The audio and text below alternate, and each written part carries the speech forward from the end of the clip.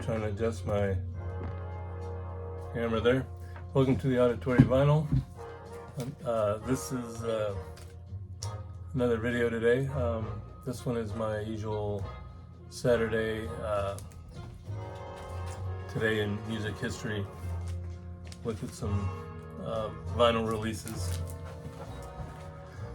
So get right into it.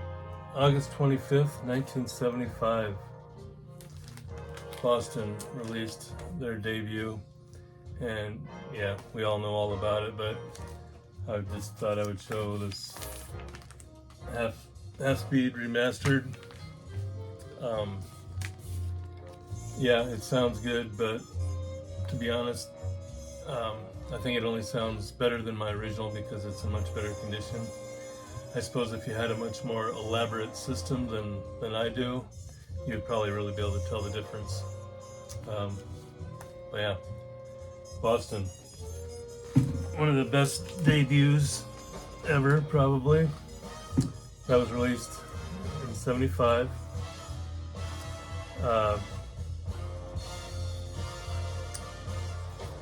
August 25th, birthdays. Gene Simmons, 74. Rob Halford, 72. And Elvis Costello, 69. August 26, 1970. Jimi Hendrix opened up Electric Ladyland Studios. And only a few months later he died, but Electric Land Studios is still there and tons of people have recorded there. And I think Rolling Stones recorded part of their most recent album, the Hackney Diamonds. I think they recorded some of theirs there. August 27th, 1966. God Only Knows by the Beach Boys went to number 2 on the UK singles charts. Now this is just a comp put out by Pickwick, but it's got God Only Knows on there, and then Good Vibrations, 409, Heroes and Villains, Dance Dance Dance. Bunch of good tunes by them, but a lot of people think God Only Knows is one of their best. And it's definitely up there in my opinion. What else we got? August 27, 1990, Stevie Ray Vaughan died in a plane crash in Wisconsin. And Alex Lifeson turned 71. August 28th, 1971, John Denver's Take Me Home Country Road made it to number 2 on the Hot 100. This is the greatest hits that just about everybody has, or at least you see it in all the bargain bins. Got all of his hits on there: Leaving on a Jet Plane, Rocky Mountain High, Poems, Prayers, and Promises, Sunshine on My Shoulders. A lot of good stuff out of him. 1989, Motley Crue released their 5th studio album, Dr. Feelgood. Tons of great Same Old Situation, title track, Rattlesnake Shake, Kickstart My Heart, Without You, Don't Go Away, Just Go Away Mad. Great album. According to Nikki Sixx, it's the only album that they put out where every member was sober during recording. But it didn't last because they all started partying again afterwards, after it was done recording. I'm not sure about Mick Mars though, because he's been really sick, or he was really sick at the time, and still is. I can't remember exactly what it is. Something to do with his bones, maybe, or something. I'm not sure. But yeah, great album. Might be my favorite Motley Crue album. Really good. August 28th, Shania Twain turned 59, and LeAnn Rimes 42. August 29th, 1958, 15-year-old George Harrison joined the Quarrymen with John Lennon and Paul McCartney. Can't even imagine. Just think if they would have never met, what would have happened?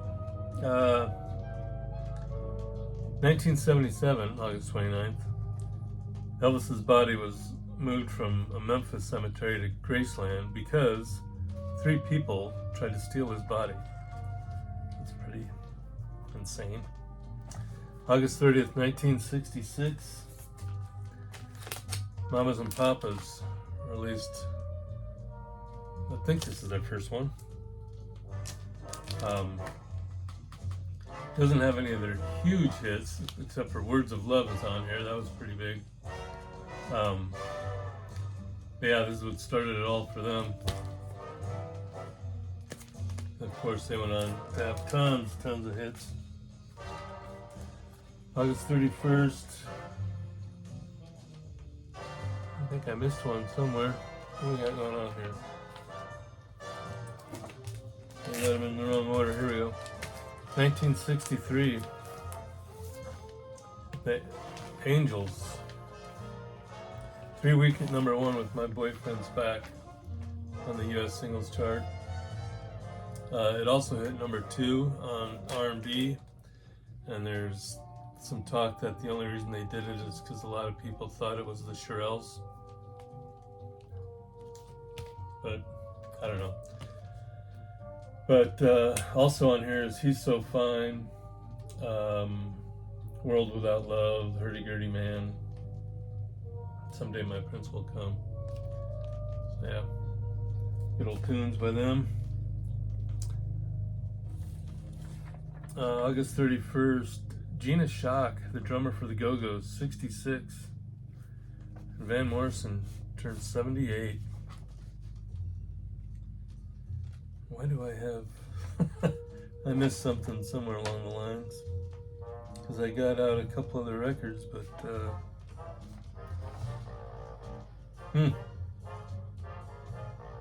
Well, I don't know. Anyway, new releases this week. One everybody's talking about is Oasis. Definitely maybe their 1994 debut release. You can get a 4 LP jumbo pack that's got, you know, all kinds of rarities and stuff that hadn't been released or whatever. And then there's a double LP that I think is on like a pink splatter. Luke Combs releasing Father and Sons on white vinyl. Jeff Beck, Rock and Roll Master. It's kind of a, well, it is new, but it's just a comp, obviously, of all his older stuff. Echo and the Bunnymen live in Sweden.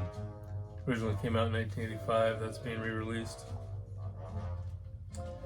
On tour, Nitty Gritty Dirt Band, Alabama, Journey, Foo Fighters, Killers, and Disturbed. Not all together, but if you're interested in seeing any of them, look them up. I still don't know why. I got out a few other records here, but I don't have any notes on them, so I don't know why I have those out. Oh yeah, I do. Here's one. Let's go back to August 30th, 1975. Casey and the Sunshine Band. Get Down Tonight. Made it to number 1 on the U.S. singles chart. Also on here is Boogie Shoes and That's the Way I Like It. Big disco band. Real popular there in the 70s. So there you go, that's why I got that one out.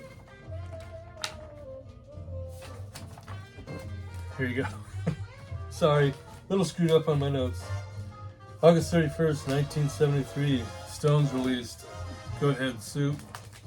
And I got, here's the original, and here's a reissue from 2020.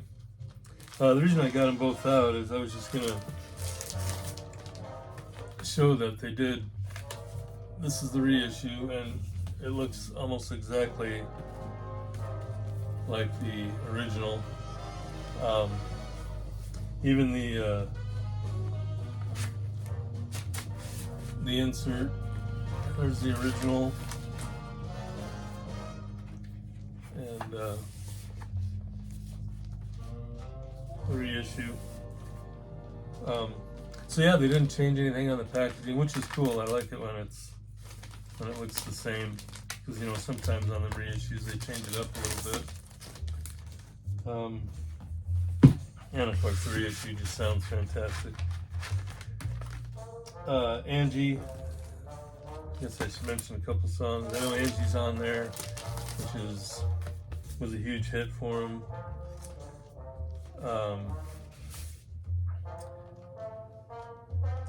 Heartbreaker, Star, really good album. Sorry about the mix-up in my my presentation. Music you're hearing, Les and Larry Elgart.